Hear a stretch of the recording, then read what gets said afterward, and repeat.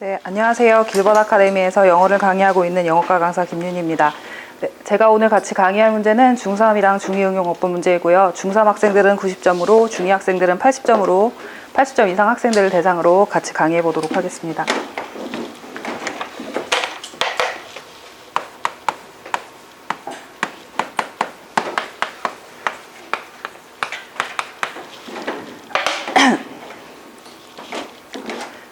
네, A번 질문부터 보겠습니다. 네, A번의 지문의 내용은 보석상이랑 보석상 친구에 관한 일화가 나와 있는 글입니다. 보석상의 친구가 이제 피앙세에게 줄 선물을 보석상 친구가 이제 준비해주는 일화인데요. 그 안에서 이제, 그 친구가 원했던 것이 결국 무엇인지에 대한 내용이 간략히 나와 있고요. 네, 문제의 풀이를 위해서 간략하게 해석을 해보도록 하겠습니다.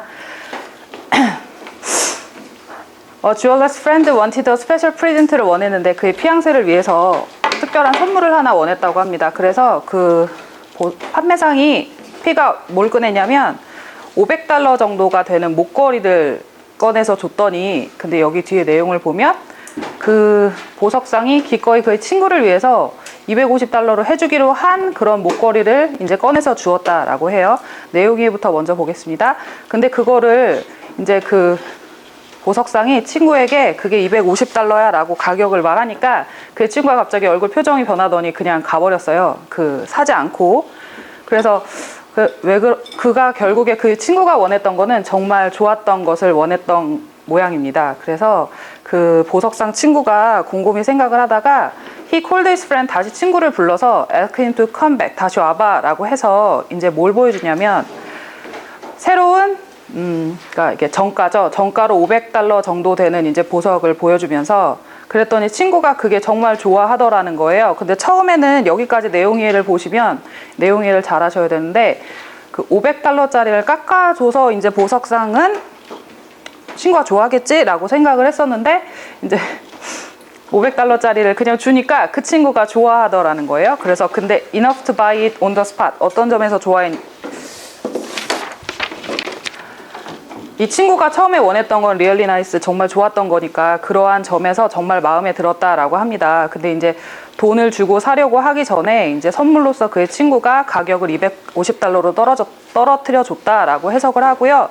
마지막에 결국에는 이게 제가 설명을 해드렸던 것처럼 $250라는 그 가격 세일이 좋았던 것이 아니라 그는 그 정말 좋았던 것을 찾게 되어 have it, 그것을 갖게 되어 좋았다라고 하면서 A번 지문이 끝납니다. 네, A번 지문 문제 보겠습니다.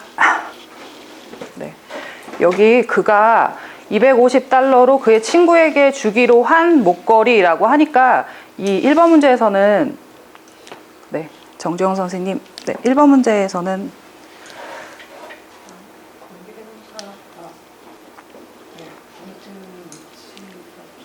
네. 그래서 네네네. 그래서 그냥 여기 뒤에는 그 $250로 주기로 한 목걸이이기 때문에 여기선 1번 문제의 출제 포인트는 관계대명사고요. 이 관계대명사 앞에 전치사가 필요하냐 안 하냐에 대해서 접근을 해 보도록 하고요. 저는 체크 포인트를 with which랑 어떻게 바꿀 것인가로 접근을 해 보도록 하겠습니다. 그리고 2번 문제에 보면 네. before any money exchange, the jeweler told him that, 콤마 이렇게 나오는데, 콤마에 헷갈려 하지 마시고 그냥 해석을 쭉 하시면 됩니다. 그래서 여기서 저는 체크 포인트를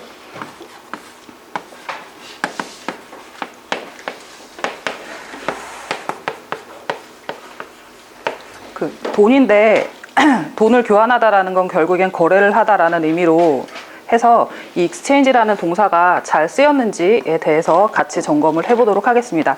그리고 2번 지문으로 내려가겠습니다. 네, 2번 지문은 중2응용법 문제이고요. 달걀을 날로 먹지 않았던 사람들에 관한 일화가 나와 있는 글입니다. 그래서 두 가지 예시가 나와 있는데 일단 내용 이해를 먼저 해보겠습니다. 자, even when eggs appear to be both nutritious and safe, 안전하고 되게 영양가가 많은 것처럼 보이지만 when eating raw, 의미로 그냥 해석을 한번 해보자면 문법 형태 점검하지 않고요. 날 것으로 먹었을 때 여기에 수렵 채친민이 나옵니다. 그들이 요리를 하는 것을 좋아했다라고 하는 거 보면 날 것으로 먹는 건 요리를 하지 않고 그냥 날로 먹는 거잖아요. 근데 요리를 했다라는 건 어떤 의미 있느냐? 여기에 야간 수렵 채친민이 나옵니다. 네, 그 생소한데요. 티에라드 푸에고라는 사우스 아메리카에 존재하는 지역구인데 여기서는 이 사람들은 would never eat half cook이라고 하니까 이동혁 선생님 달걀이 하프쿡이라 그러면 두 글자로? 반숙. 맞습니다. 반숙. 그리고 much less low라고 하니까 그 달걀을 반숙의 형태나 익지 않은 형태로는 먹지 않았다. never, 절대 먹지 않았다라고 합니다. 그래서 여기에 야간 그 족들은 그 부족의 이름인데요. 야간족들은 어떻게 먹었냐면 달걀에다가 이제 구멍을 뚫어가지고 그게 쏟아져 나오지 않게 그리고 거기에다가 불에다가 갖다 넣고 그리고 그것들이 되게 hard inside 했다라는 거는 달걀이 완숙이 되면은 뭔가 이제 딱딱해지니까 그런 상태를 얘기를 하는 거고요. 그리고 여기 이제 첫 번째 야간족에 대해서 나왔고 두 번째는 호주 원주민에 관한 글들이 나오는데요. 보시면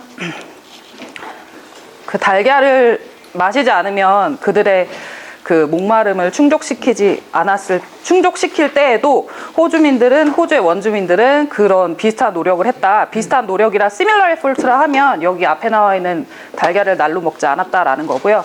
여기 에뮤에그스라고 나오는데 이거는 에뮤라는 그 새의 이름을 나타내는데 뭐 달걀처럼 조류의 알을 나타내는 말이고요. 그것을 흔들어서 일단 껍질이 그대로 있는 채로 흔들어서 그리고 그것들을 뭐 뜨거운 모래나 아니면 잿더미나 거기에 넣은 다음에 플립 뒤집었대요. 네, 규칙적으로 계속 요리를 했다라는 얘기죠. 여기까지 미루어 보아서는 이 끝에서 세 번째 줄까지 미루어 보아서는 달걀을 날로 먹지 않았던 사람들에 대해서 예시가 나오면서 마지막 지문에는 이러한 것들이 결국엔 뭘 위한 거냐면 뭘 보여주냐면 그 수렵 채취민들이 뭘 알았냐면 그 적절한 방법 proper way 그러니까 달걀을 요리하는 적절한 방법에 대해서 알고 있었다라고 하면서 이번 지문에 네, 내용 점검을 같이 해보았습니다. 네, 문법 체크를 좀 해볼게요. 네, 3번 지문에서는 eating low라고 하는 포인트를 잡아볼 건데요.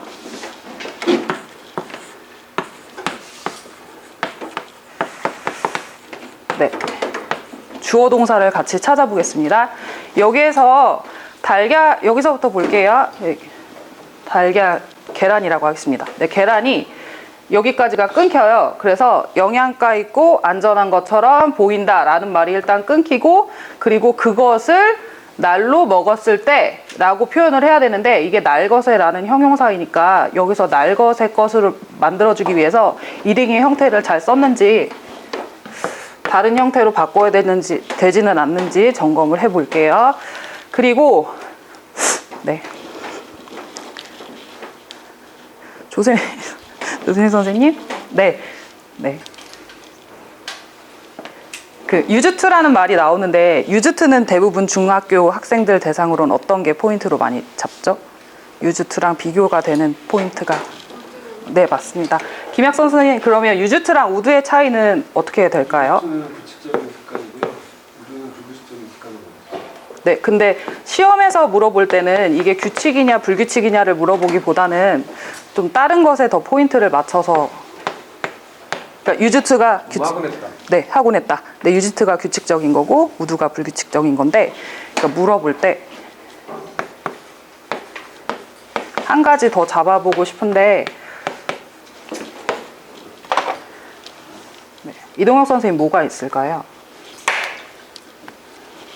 시험 포인트에서는 그 유스트하고 우드랑 바꿀 수 없는 것들에 대해서 네. 많이 나옵니다. 네, 맞습니다.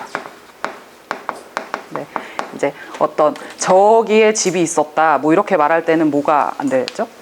우드도 네, 불가능하죠. 맞아. 그런 것까지 포인트로 잡아서 수업 시간에 설명을 해주도록 하고요. 일단 여기에서는 유즈트와 우드 중에 어떤 것을 여기다가 추가로 70점 이하 학생들을 위해서 상태나 동작이라는 포인트를 잡아주고요. 얘는 동작만 된다. 상태 없음. 이렇게 써주도록 하겠습니다. 그래서 네, 여기선 유즈트랑 우드를 비교하는 체크 포인트로 잡도록 하겠습니다. 네, 그러면 지문 올려주시면 1번 문제부터 같이 점검을 해 보도록 하겠습니다. 네, 내용에는 제가 그 80점대, 90점대 학생들 이상으로 잡았는데 내용이해를 좀 꼼꼼히 해드린 이유가 7, 80점 학생들 내용이해를 좀 자세히 할 수 있도록 제가 하나하나 잘 집어드렸고요. 그리고 문법 체크는 90점대 이상 학생들로 보자면 일단 1번에서는 관계대명사와 전치사에 대해서 물어보는 문제입니다. 그래서 여기서는 그 앞에 나와 있는 선행사가 넥클리스가 나와 있잖아요. 목걸이가 나와 있는데 이 목걸이를 이제 뒤에 있는 말이 꾸며줄 거예요. 이게 관계대명사의 역할이죠. 그래서 어떤 거냐면 $250로 기꺼이 주기로 한 목걸이 이렇게 말을 해줘야 되니까 여기에서는 with라는 전치사는 생략을 하도록 빼는 걸로 하겠습니다. 그 다음에 2번 문제로 넘어갈게요. 네, 2번 문제에서는 돈이 교환이 되는 거다라는 점에서 네, 뭐 70점대 이상 이하의 학생들도 충분히 맞출 수 있는 문제라고 생각하고요. 근데 방심하면 안 되는 게 이 문장의 시제가 전체 과거입니다. 그래서 교환이 됐었다라고 하는 의미에서 exchange라는 동사 앞에 was라는 비동사를 넣도록 하겠습니다. 그리고 3번 문제로 네, 감사합니다. 네. 그 다음에 3번 지문으로 내려가면 여기에서 영양가가 많고 안전한 거는 안전한 것처럼 보일지라도 불확실함을 나타내주고 그리고 when eating now라고 하는데 김하미 선생님 when 뒤에 생략된 것이 when they are eaten 그쵸 그쵸. 근데 day라고 하면은 이제 점수대가 낮은 학생들은 잘 모를 테니까 굳이 명사로 써주면 eggs 네. 추가 설명을 좀 해드리기 위해서 제가 질문을 했는데요. 여기에서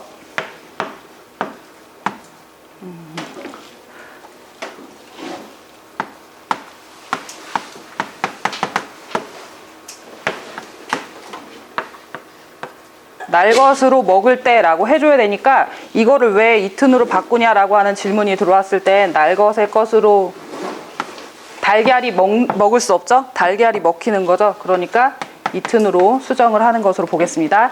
그 다음 마지막 4번 문제에서는 일단 제가 여러 선생님들한테 used랑 would에 대해서는 중학교 빈도수가 상당히 높습니다. 그래서 시험 출제에서 나올 수 있는 방면이 여러 가지가 있는데 출제 빈도가 제일 높은 거는 이제 그 상태에서는 되느냐, 제가 아까 예시로 드렸던 거 있잖아요. 동작을 과거에 했었다 그러면 used, would 모두 다 되지만 어떤 것이 상태로 있었다라고 할 때 would를 쓰지 않는 체크 포인트 하나. 그 다음에 여기에서는 그걸 물어보는 게 아니에요. 그걸로 문제를 풀어보면 해결이 되지 않기 때문에 규칙적이냐 불규칙적이냐 그것도 보시면 안 되고 일단 지금은 확실히 지금은 하지 않는 것과 그리고 확실히 하지 않는 것, 그러니까 조금 얘는 불확실한 의미를 갖고 있기 때문에 used라는 표현을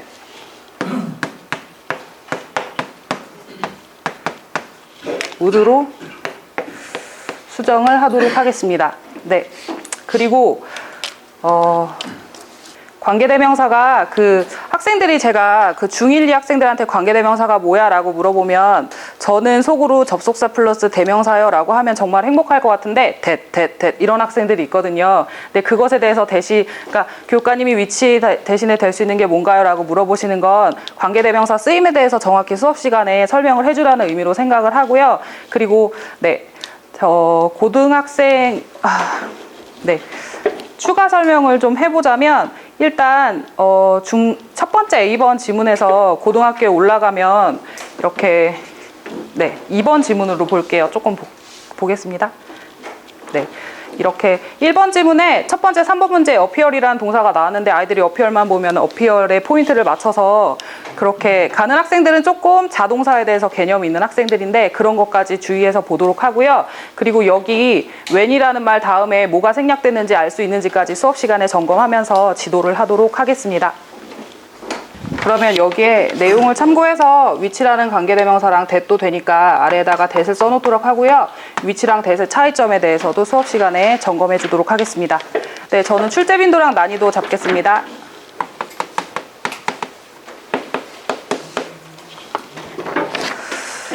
네, 관계대명사 문제는 중3 학생들이 나왔는데 이제 중3 정도가 되면 관계대명사 문제를 좀 쉽게 생각을 합니다. 근데 제가 이 열거를 해드렸던 것처럼 미묘한 차이에 대해서도 알아야 하므로 여기에선 빈도수는 5에서 4 잡도록 하고요. 그리고 난이도는 5에서 3 주도록 하겠습니다. 그리고 이번 문제에서는 수동태 문제입니다. 수동태에서는 그냥 BPP만 생각하면 안 되고 뭐 4형식, 5형식 수동태의 형태까지 수업 시간에 꼼꼼히 점검해 주도록 하고요. 이 문제에서는 그렇게 난이도가 있지 않으니 시제만 일치하면 되니까 난이도는 5에서 3 주도록 하고요. 수동태 문제는 빈도가 높기 때문에 5에서 4점 주도록 하겠습니다. 그리고 3번 문제에서는 다른 곳으로 눈이 돌아갈 만한 문법 체크 포인트가 있었다라고 저는 판단이 됩니다. 그래서 난이도는 5에서 3.5 주고요. 빈도는 분사의 형태를 물어보는 거니까 빈도는 5에서 4점 주도록 하겠습니다. 그리고 마지막 4번 문제는 이 4개의 문제 중에 가장 난이도가 높은 것으로 판단되는 문법 문제였고요. 유주투랑 우드의 차이점 난이도가 높고요. 그 다음에 빈도수 또한 중등부 단계에서는 상당히 높으니까 고등부 가기 전에 꼼꼼히 챙겨야 할 포인트라고 생각합니다. 빈도도 5에서 4점 주도록 하겠습니다. 네, 제가 준비한 강의는 여기까지입니다. 수고하셨습니다.